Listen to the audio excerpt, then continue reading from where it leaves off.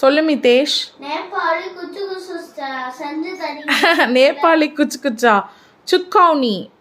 ஓ சுக்கௌனியா? Okay Mitesh, ஆமா செஞ்சு தரேன். மிதேஷ், நேபாளி சுக்கௌனி எப்படி செய்யறதுன்னு பார்த்தலாமா?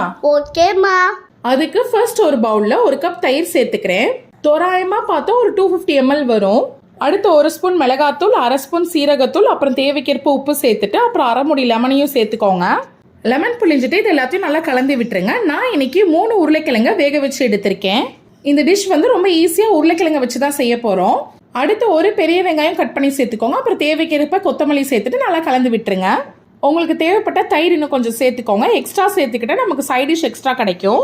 அடுத்து ஒரு சில பொருள் இதில் தாளிச்சு ஆட் பண்ண போகிறோம். உங்ககிட்ட கடுகு எண்ணெய் இருந்தால் அதில் பயன்படுத்திக்கோங்க, இல்லை நார்மல் எண்ணெயே ஓகே தான். அதில் 1/2 ஸ்பூன் மிளகாத்தூள், அப்படி இல்லைன்னா காஷ்மீரி தூள் சேர்த்துட்டு ஒரு பச்சை மிளகாய், கொஞ்சமாக கஸ்தூரி மீத்தி சேர்த்து தாளிச்சுட்டு இதில் ஆட் பண்ணிடுங்க.